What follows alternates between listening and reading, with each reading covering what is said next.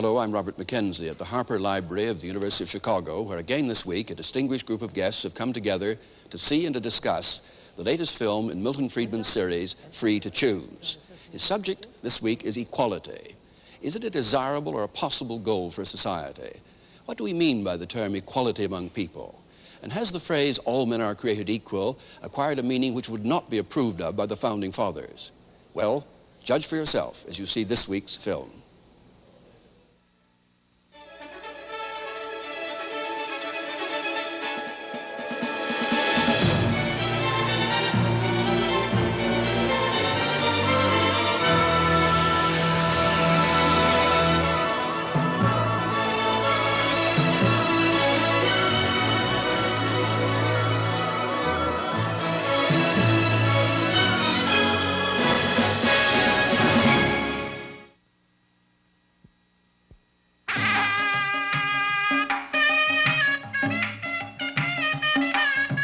From Victorian novelists to modern reformers, a favorite device to stir our emotions is to contrast extremes of wealth and of poverty.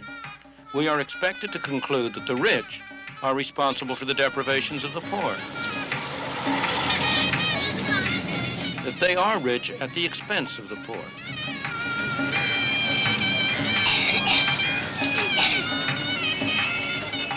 Whether it is in the slums of New Delhi or in the affluence of Las Vegas, it simply isn't fair that there should be any losers. Life is unfair. There's nothing fair about one man being born blind and another man being born with sight. There's nothing fair about one man being born of a wealthy parent and one of an impecunious parent. There's nothing fair about Muhammad Ali having been born with a skill that enables him to make millions of dollars one night. There's nothing fair about Marlene Dietrich having great legs that we all want to watch. There's nothing fair about any of that. But on the other hand, don't you think a lot of people who like to look at Marlene Dietrich's legs benefited from nature's unfairness in producing a Marlene Dietrich? What kind of a world would it be if everybody was an absolute identical duplicate of anybody else? You might as well destroy the whole world and just keep one specimen left for a museum. In the same way, it's unfair that Muhammad Ali should be a great fighter and should be able to earn millions. But would it not be even more unfair to the people who like to watch him if you said that in the pursuit of some abstract ideal of equality, we're not going to let Muhammad Ali get more for one night's fight than the lowest man on the totem pole can get for a day's unskilled work on the docks? You could do that. But the result of that would be to deny people the opportunity to watch Muhammad Ali. I doubt very much that he would be willing to subject himself to the kind of fights he's gone through if he were to get the pay of an unskilled docker.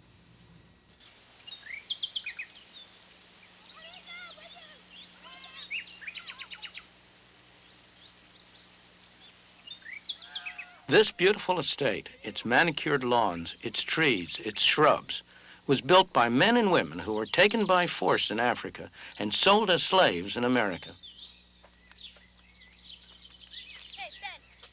These kitchen gardens were planted and tended by them to furnish food for themselves and their master, Thomas Jefferson, the Squire of Monticello. It was Jefferson who wrote these words: "We hold these truths to be self-evident, that all men are created equal, that they are endowed by their Creator with certain unalienable rights, that among these are life, liberty, and the pursuit of happiness." These words, penned by Thomas Jefferson at the age of 33 when he wrote the Declaration of Independence, have served to define a basic ideal of the United States throughout its history. Much of our history has revolved about the definition and redefinition of the concept of equality, about the attempt to translate it into practice. What did Thomas Jefferson mean by the words, "all men are created equal"? He surely did not mean that they were equal or identical in what they could do or in what they believed. After all, he was himself a most remarkable person. At the age of 26, he designed this beautiful house at Monticello. supervised its construction, and indeed is said to have worked on it with his own hands.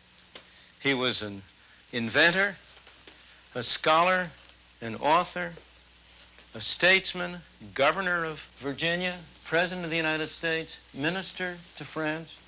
He helped shape and create the United States. What he meant by the words equal can be seen in the phrase endowed by their creator. To Thomas Jefferson, all men are equal in the eyes of God. They all must be treated as individuals who have each separately a right to life, liberty, and the pursuit of happiness. Of course, practice did not conform to the ideals in Jefferson's life or in ours as a nation. He agonized repeatedly during his lifetime about the conflict between the institution of slavery and the fine words of the Declaration. Yet, during his whole life, he was a slave owner.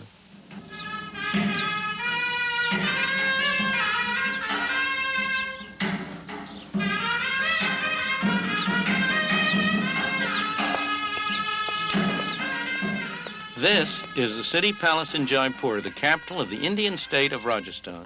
It's just one of the elegant houses that were built here 150 years ago by the prince who ruled this land.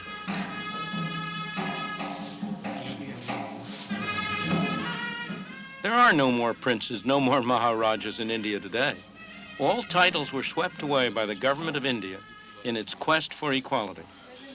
But as you can see, there are still some people here who live a very privileged life.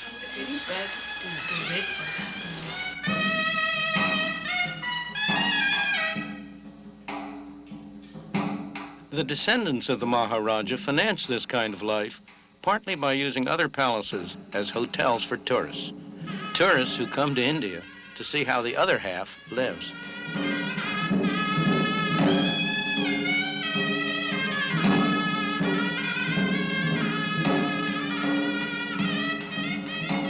This side of India, the exotic, glamorous side, is still very real.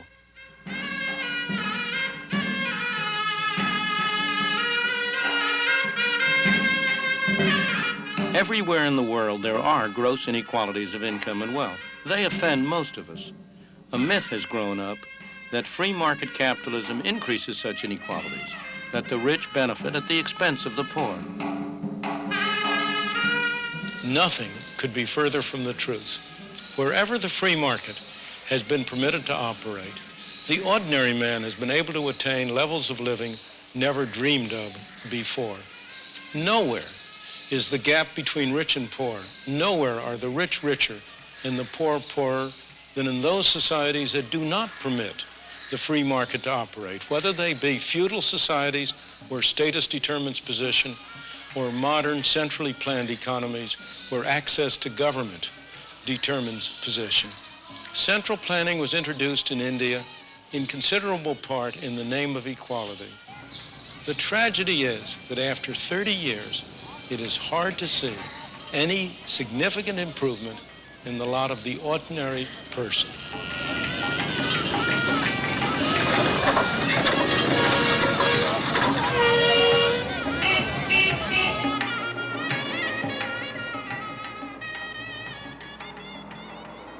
Ever since the end of World War II, British domestic policy has been dominated by the search for greater equality.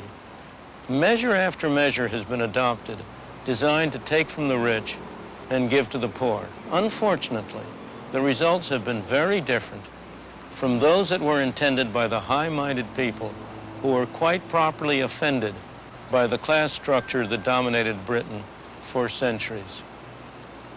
There have been vast redistributions of wealth, but it is very hard to say that the end result has been a more equitable distribution. Instead, new classes of privileged have been created to replace or supplement the old. The bureaucracy, secure in their jobs, protected against inflation both when they work and after they retire. The trade unions, who profess to represent the most downtrodden workers, but who in fact consist of the highest paid laborers in the land, the aristocrats of the labor movement, and the new millionaires, the people who have been cleverest, most ingenious at finding ways around the rules, the regulations, the laws that have emanated from over there, who have found ways to avoid paying tax on the income they have acquired, to get their wealth and their money overseas beyond the hands of the tax collector.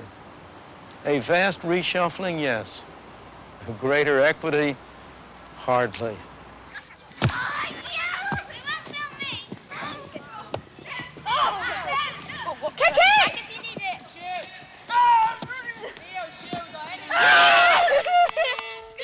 The Yehudi menu in school in the south of England is also a place of privilege.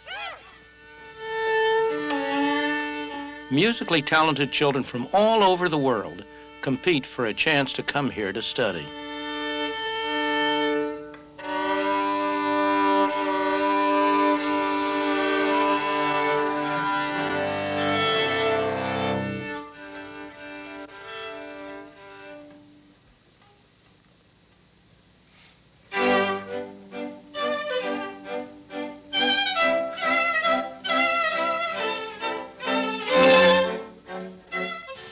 Much of the moral fervor behind the drive for equality comes from the widespread belief that it is not fair that some children should have a great advantage over others simply because they happen to have wealthy parents. Of course it's not fair. But is there any distinction between the inheritance of property and the inheritance of what at first sight looks very different? These youngsters have inherited wealth, not in the form of bonds or stocks, but in the form of talent. That 15-year-old is an accomplished cellist. His father is a distinguished violinist. It's no accident that most of the children at this school come from musical families. The inheritance of talents is no different from an ethical point of view from the inheritance of other forms of property, of bonds, of stocks, of houses, or of factories. Yet many people resent the one, but not the other.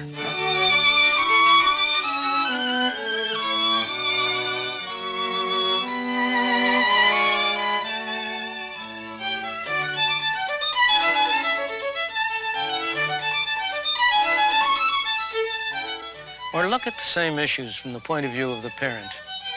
If you want to give your child a special chance, there are different ways you can do it. You can buy him an education that will give him skills enabling him to earn a higher income. Or you can buy him a business. Or you can leave him property, the income from which will enable him to live better. Is there any ethical difference between these three ways of using your property? Or again, if the state leaves you any money to spend over and above taxes, should you be permitted to spend it on riotous living, but not permitted to leave it to your children? The ethical issues involved are subtle and complex. They are not to be resolved by resort to such simplistic formulas as fair shares for all.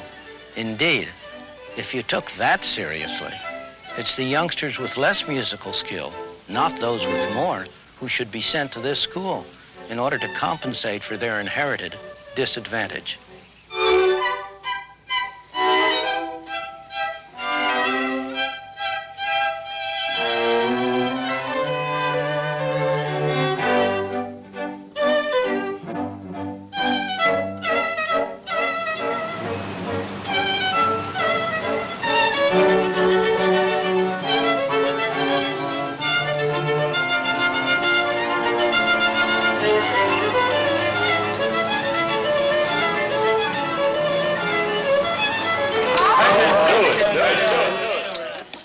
Cards are coming out now. What did you mention now? High wager. Players saying they have nothing. Banker has two, draw one card for you. Draw to be nothing. Can I lose? To tie here, nothing, nothing. 320 on the tie. And 160. Against the marker, 1. Say banker. 600 here in the end. When the evening started, all of these players had about the same number of chips in front of them. But as the play progressed, they surely didn't. Some won, some lost. By the end of the evening, some of them will have big pile of chips, others will have small ones. There'll be big winners, there'll be big losers. In the name of equality, should the winnings be redistributed to the losers so that everybody ends up where he started? That would take all the fun out of the game. Even the losers wouldn't like that. They might like it tonight, but would they come back again to play if they knew that whatever happened, they'd end up exactly where they had started?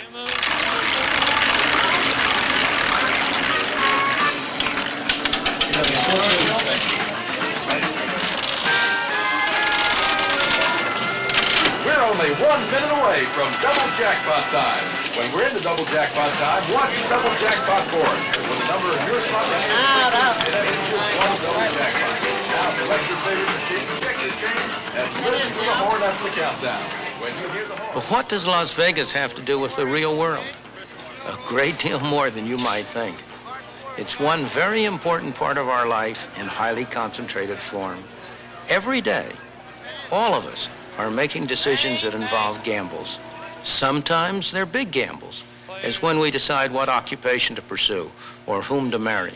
More often, they're small gambles, as when we decide whether to cross the street against the traffic. But each time, the question is, who shall make the decision, we or somebody else? We can make the decision only if we bear the consequences. That's the economic system that has transformed our society in the past century and more. That's what gave the Henry Fords, the Thomas Alva Edisons, the Christian Barnards the incentives to produce the miracles that have benefited us all. It's what gave other people the incentive to provide them with the finance for their ventures. Of course, there were lots of losers along the way. We don't remember their names, but remember, they went in with their eyes open. They knew what they were doing. And win or lose, we, society, benefited from their willingness to take a chance.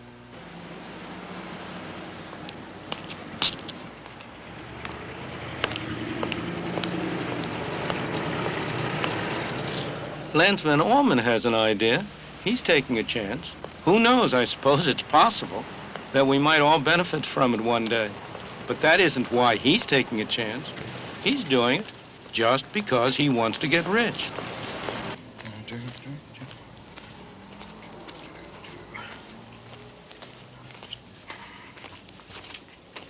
This is his business headquarters in Las Vegas. Empty, except for the idea that he shares with his partner, who will handle the production end of the venture when things really get going.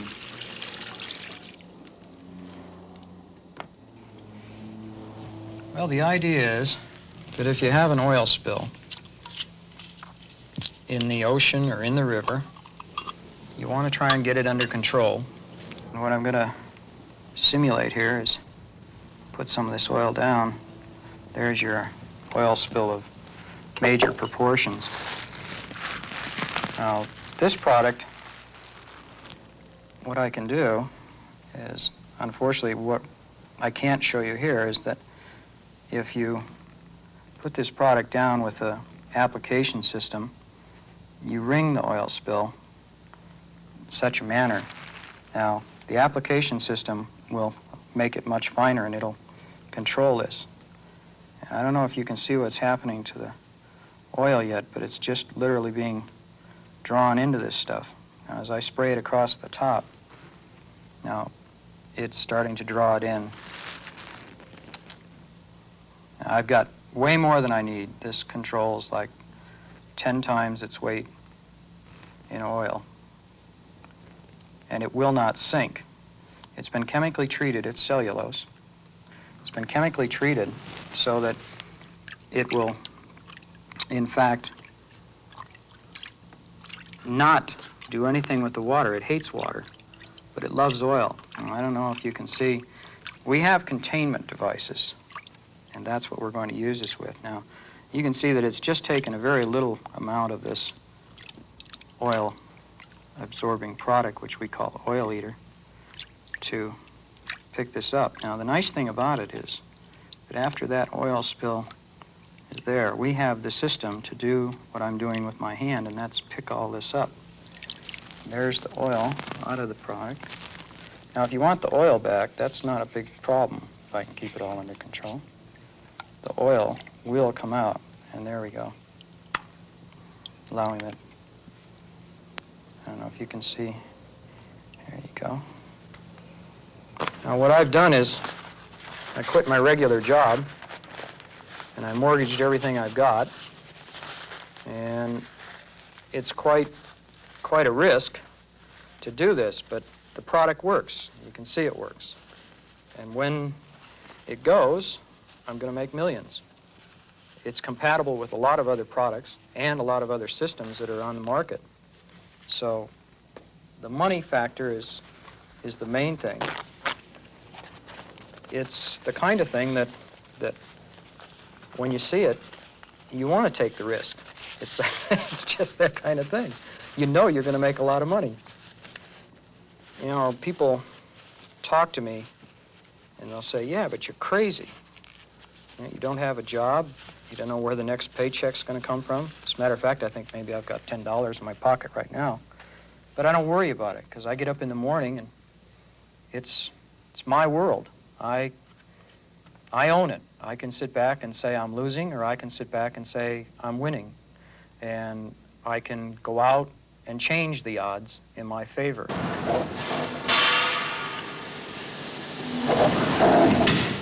People who are free make their own choices. These two men do a dangerous, noisy, filthy job. They don't do it because they like it. They do it because it's well paid. That's their choice. This young man has given up any thought of a steady, well-paid career in order to take a job on a golf course. He wants to become a professional golfer. It's a big gamble, but it's one that he has decided to take. When people are free, they are able to use their own resources most effectively, and you have a great deal of productivity, a great deal of opportunity. The major beneficiaries are always the small man. The man who has power, who's at the top of a society, he's going to do well whatever kind of a society you have.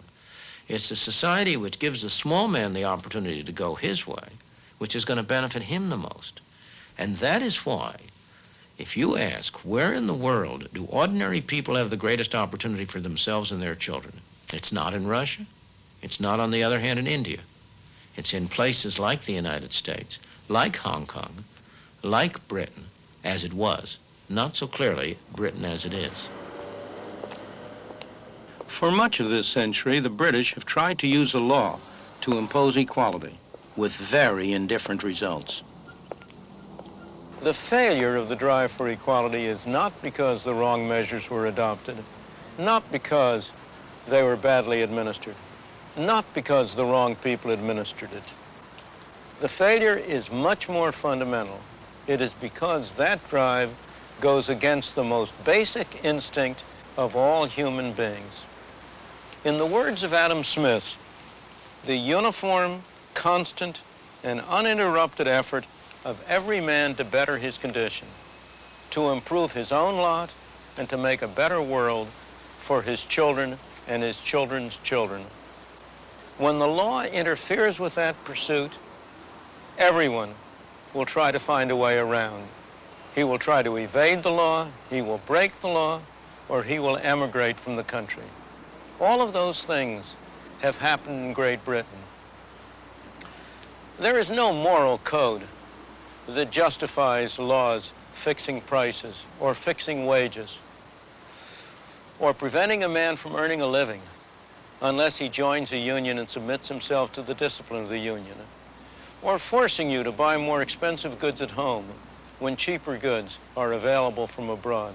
When the law prohibits things that most people regard as moral and proper, they are going to break the law.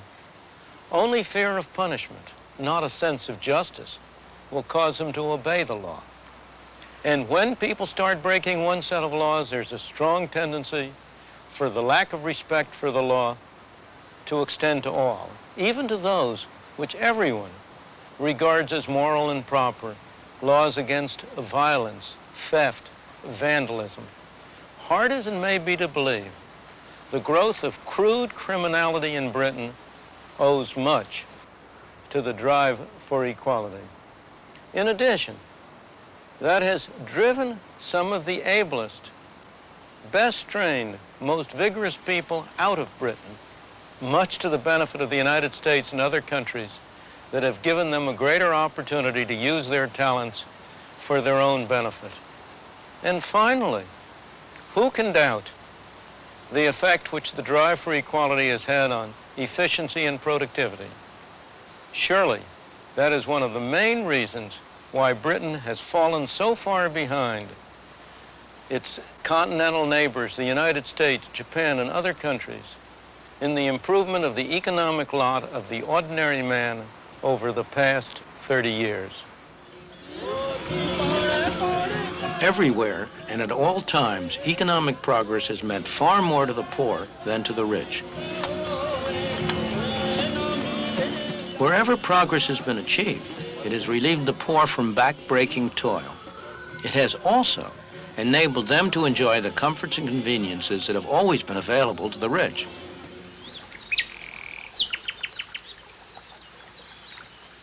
During the 19th century, and especially after the Civil War and on into the 20th century, the idea of equality came to have a much more definite and specific meaning than the abstract concept of equality before God. It came more and more to mean that everyone should have the same opportunity to make what he could of his capacities, that all careers should be open to people on the basis of their talents, independently of the race or religion or belief or social class that characterized them. This concept of equality of opportunity offers no conflict at all with the concept of freedom. On the contrary, they reinforce one another, and it is no doubt the concept that even today is most widely held. But in the 20th century, beginning especially abroad, and at a later date in this country, a very different concept, a very different ideal has begun to emerge. That is the ideal that everyone should be equal in income, in level of living, in what he has. The idea that the economic race should be so arranged that everybody ends at the finish line at the same time, rather than that everyone starts at the beginning line at the same time. This concept raises a very serious problem for freedom. It is clearly in conflict with it, since it requires that the freedom of some be restricted in order to provide greater benefits to others. The society that puts equality before freedom will end up with neither. The society that puts freedom before equality will end up with a great measure of both.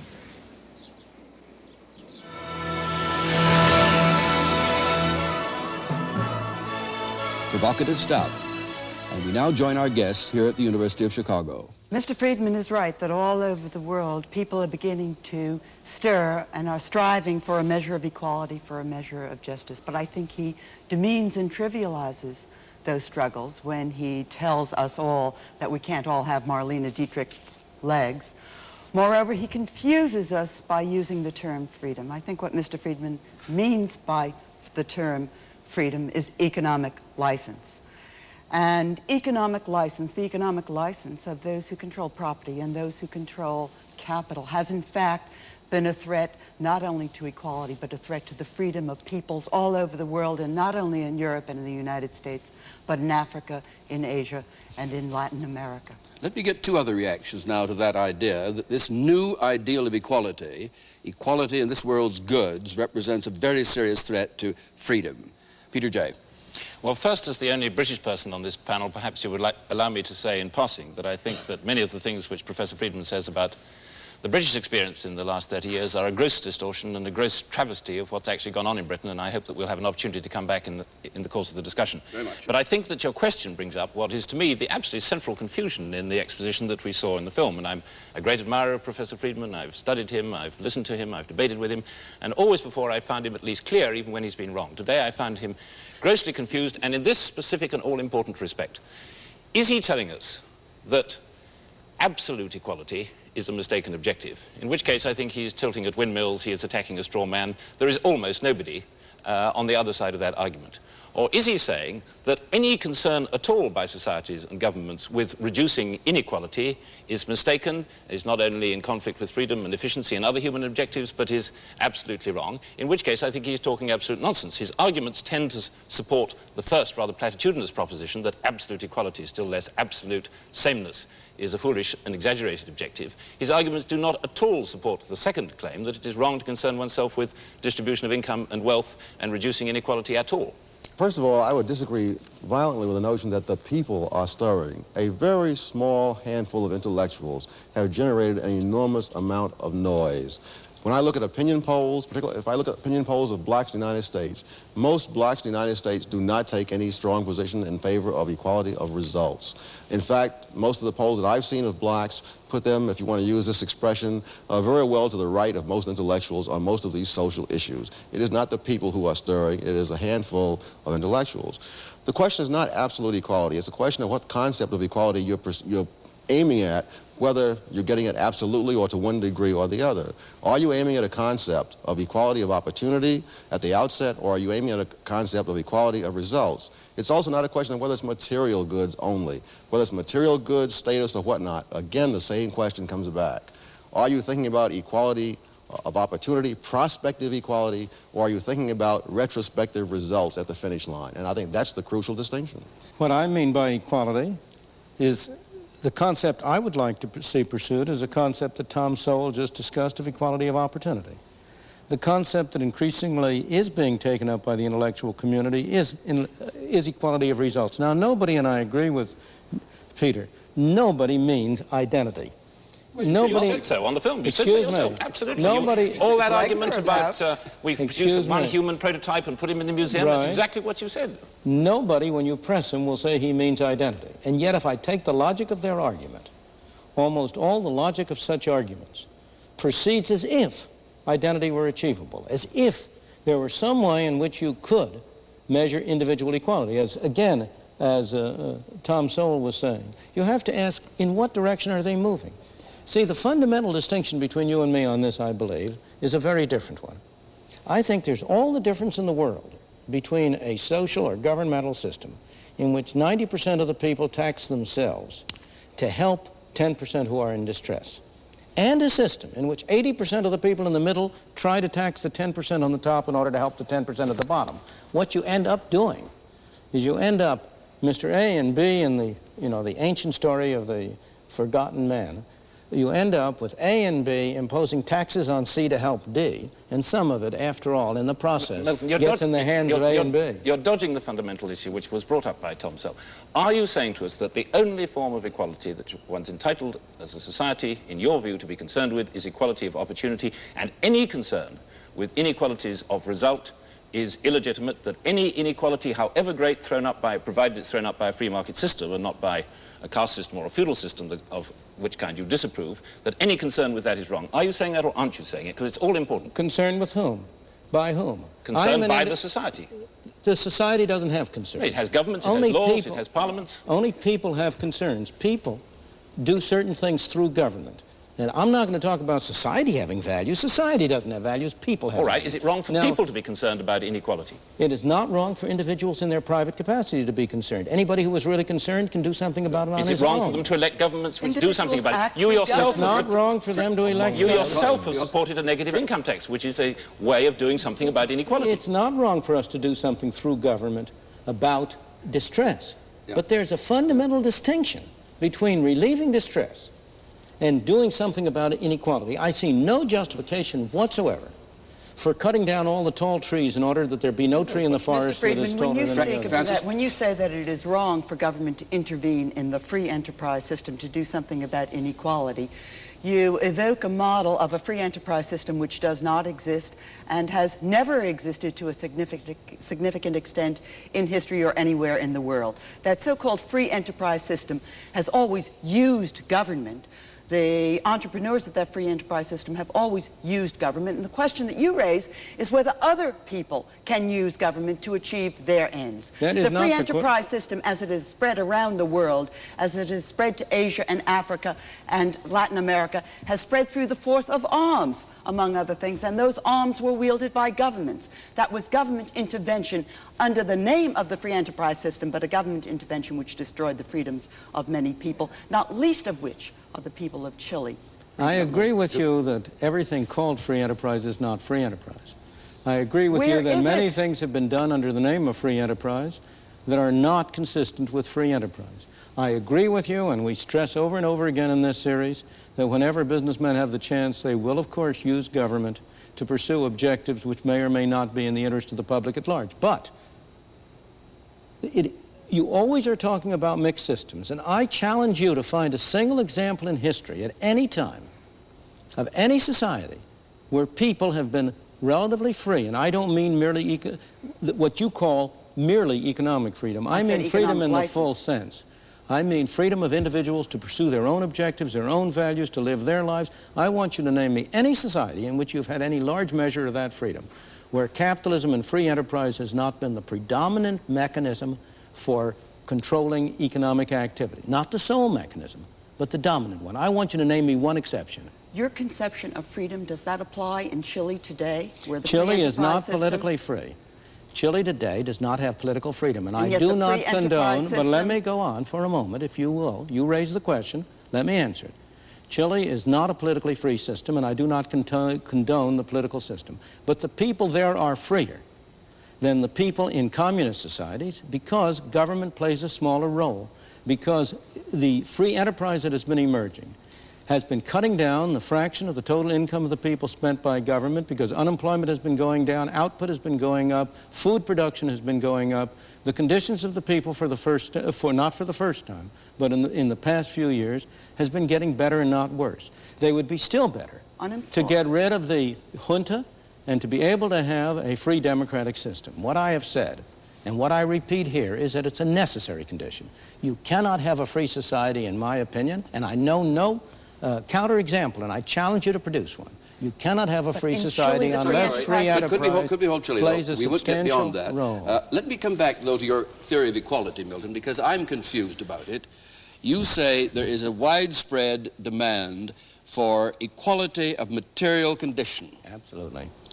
Now, I don't know of a political party in a democracy that advocates that kind of equality. Well, I look at I challenge you to name one, a major party in a democracy which is advocating the kind of equality you've presented as a major threat to freedom. I'm perfectly willing to take your Labor Party. I'm perfectly willing to take some segments of our Democratic Party, which have certainly advocated programs directed toward that objective, of course, in the practical political structure of democracies, and there's no question but what Britain, like the United States, is fundamentally a democracy and among the freest nations in the world, despite the growth of intervention. In a democracy, you proceed slowly. You don't proceed at one fell swoop. If you take the societies which have ostensibly declared equality as their basic goal, the societies like China and like Russia, there's no question, we all agree that those are terrible tyrannical societies. And so in a country like Britain and the United States, you have stopped very short of the objective, but there's no doubt what the objective of the parties has been. Well, I think Peter may want to come in here, and I should say that in this one, I shall take the opportunity to play a bit myself, because you're right squarely in my area of special interest. That'll let me be the moderator for a change. Yes, indeed. I don't accept for a minute that there has been a calculated move to absolute equality in the social policy of Britain since the war. And I've lived there during the time. I write the history of it I teach social policy, and you're wrong on this one, Milton, but I give it to you, Peter. Well, I think Milton That's what's known as a 1-2. Yes. Milton is still equivocating as to whether he is attacking the idea of absolute equality, in which case his examples of the Labour Party, his examples of some sections of the Democratic Party just don't stand up, or whether he is maintaining the proposition that any concern to reduce inequalities of result, of outcome, not of opportunity, but of result, is wrong. Now, if he is saying the second, it seems to me that arguments that he's made don't tend to show that result. It is perfect. Well, just let me finish, because we let you finish. Okay. It is perfectly reasonable for a society to say, or for people in a society to say, and together through their political process to express the thought that there are many objectives that society has. Efficiency is one, prosperity is one, freedom is perhaps the most important of all, that concern about equality, or at least about reducing inequality, is another. And that we should ask ourselves the question, are all the inequalities that we face, the gross inequalities described in Dickens, the gross inequalities which you yourself reported in India, the gross inequalities which you yourself said in the film were offensive and were unfair, are all of these justified by the criteria of freedom and efficiency, or are some of them unnecessary? In other words, we take the principle that there should only be such inequality as is necessary and justified by one of the other criteria of a society. Now, if you're willing to say that, then you're not in disagreement with anybody. If you're denying that, you've made no arguments to support what you're saying. Now, before we have Milton reply, we must bring in Thomas.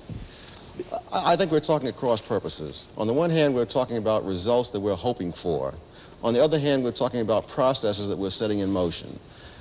You're saying, should we hope for certain kinds of lessening of inequality and so on?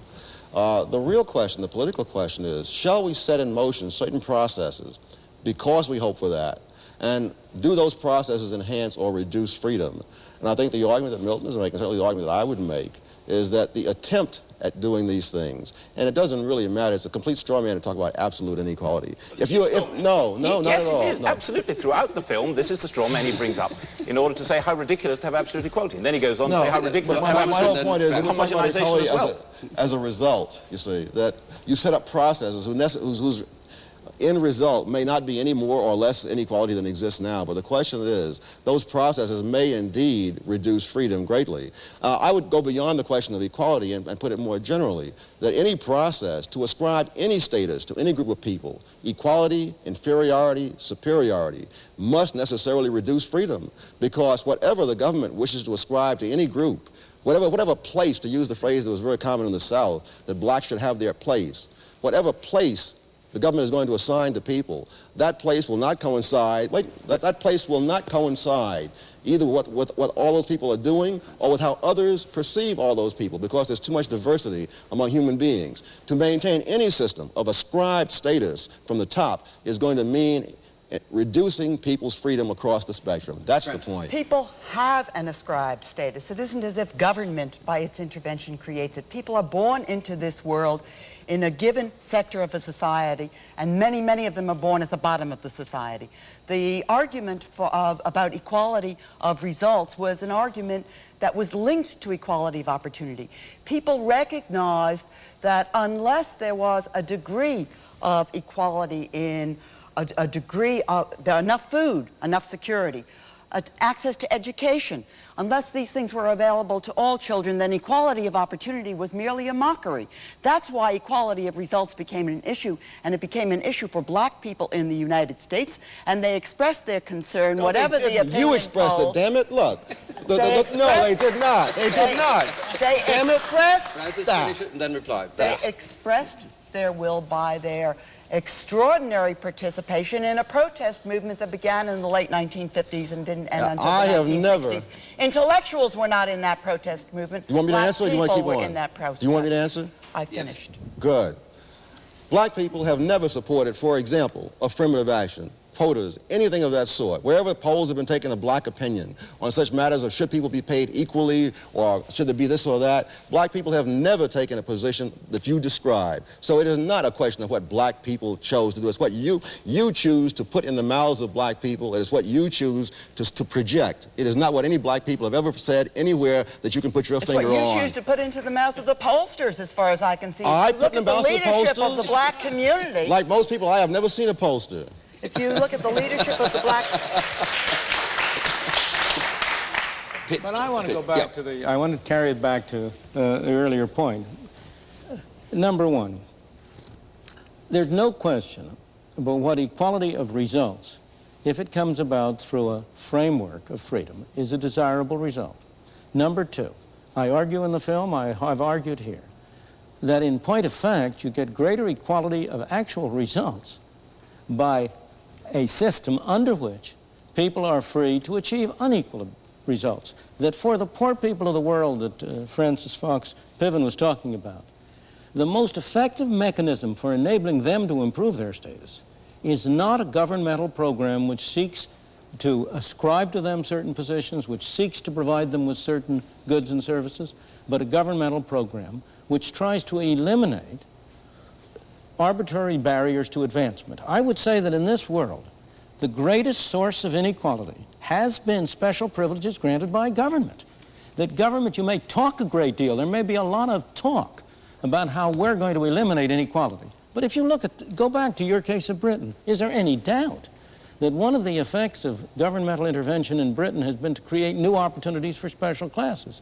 That the way to get wealthy in a society that supposedly is aiming at equality, that the way to get wealthy is to get a special government permit to to get foreign exchange, or to import goods, or to, in this country, to set up a television station.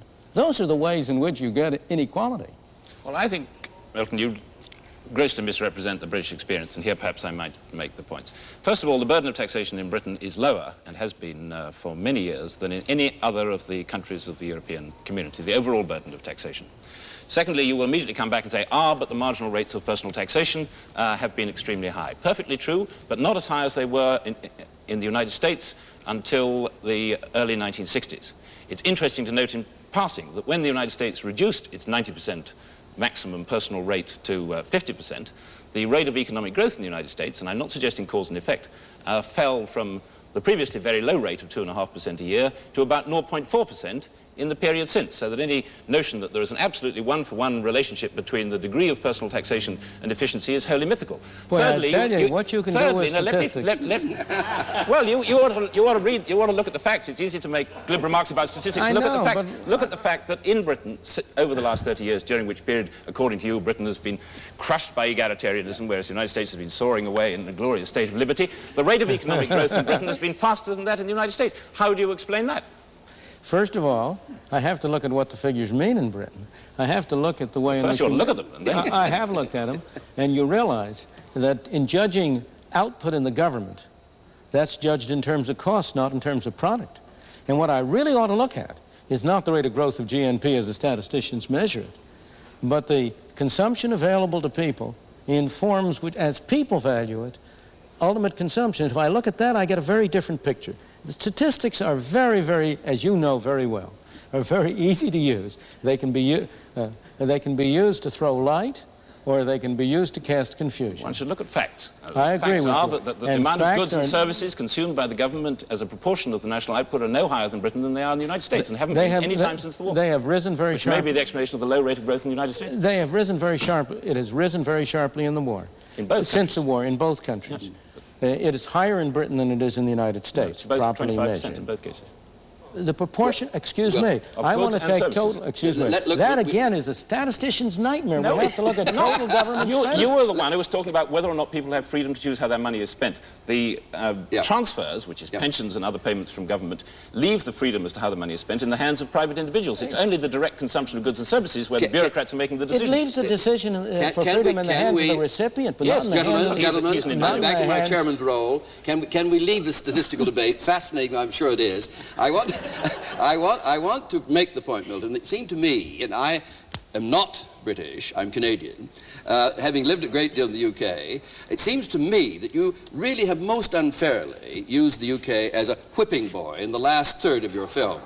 Because you say for much of this century, the British have tried to use the law to impose equality.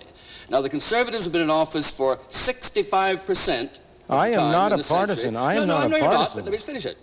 There have been 3 majority left governments in Britain.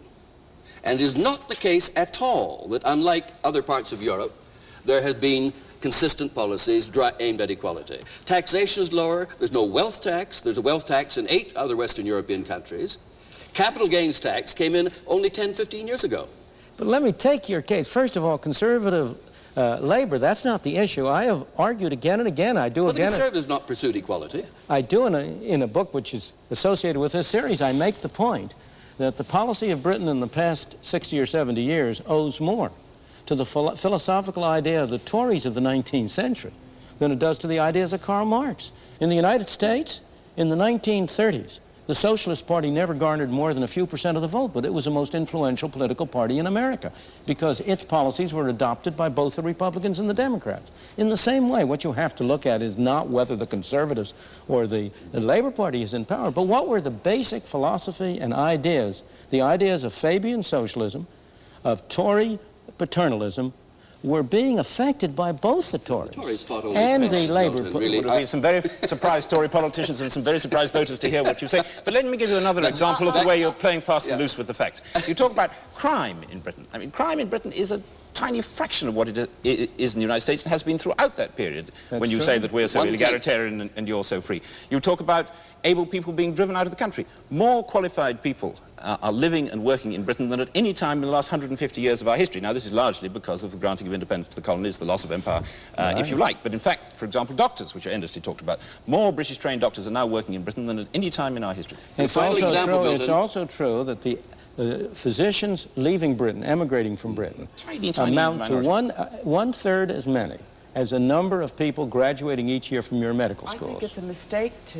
That happens to be... It's a distortion of the evidence to rest back. the argument for the free enterprise system by selectively using the example of England when you want to, the United States when you want to.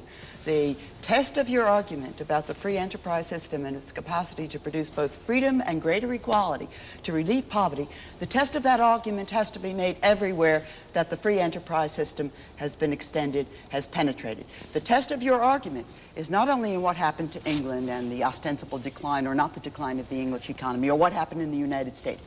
The test of that argument has to look at what the free enterprise system has meant for the majority of people who do not live in England and do not live in the United States, who do not live in the mother countries, but rather live in that part of the world where most people live and where most people have had their lives disrupted, peasants have lost their land, traumatic destruction. Excuse me, you got to compare... Because of the free enterprise system. Excuse me, you've got to compare something with something. Will you tell me the alternative, which has improved the lot of the ordinary people? What is the system which, in your mind, has been successful?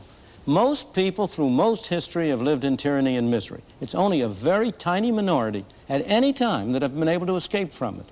That's the real beauty.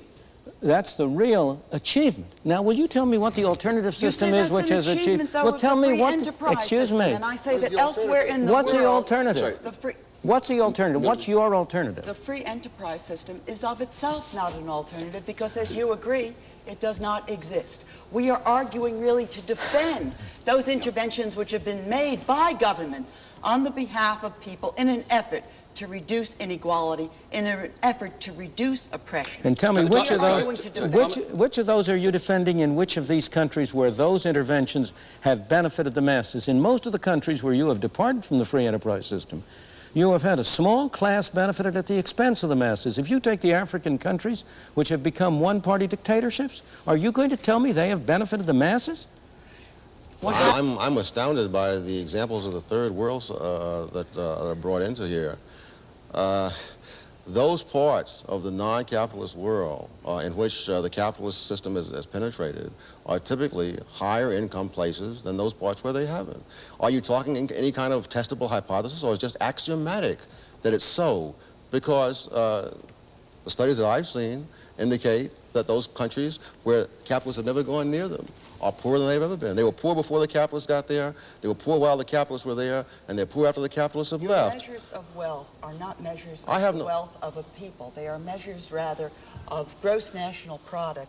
Give me your measures, then. Which reflect, as in the case of Chile, which you don't want us to discuss, which reflect the great advances that have been made by the middle classes and the upper classes in Chile as of this date. at the expense of the sharp decline in the income of working people. The Catholic Church... Those are not the facts. Well, I still think Milton has not told us the answer to the question, what is he saying? And it's very important we should know what he's saying. It seems to me that he should accept the fact that nobody is arguing for absolute equality and disregarding all other social and human objectives.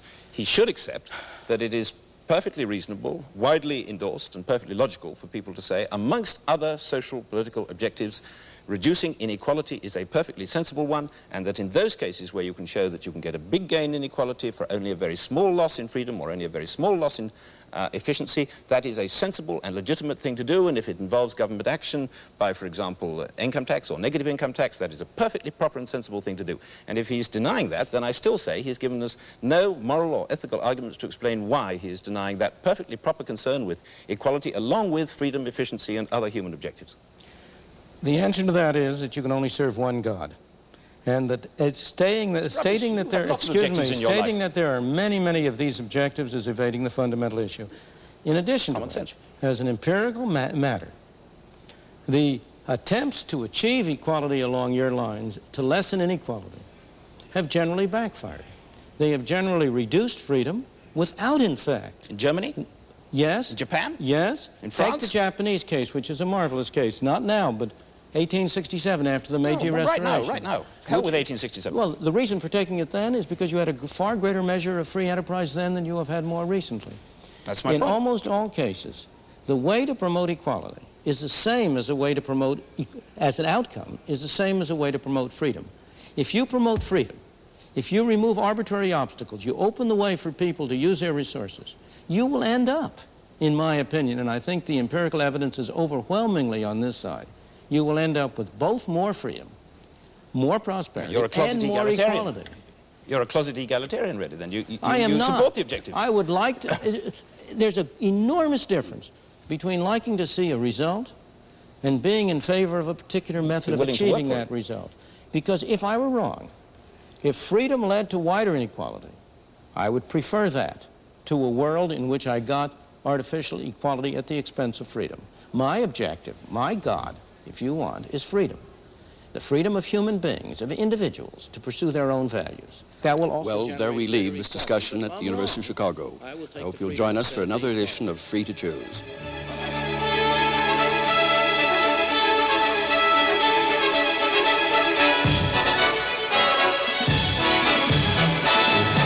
Each year, billions of dollars are pumped into the education system. But how many parents are really satisfied with the schooling their children get? Teachers, children, parents, taxpayers. It sometimes seems no one is happy with our public schools. What's gone wrong, and what can be done about it? Don't miss Free to Choose next week.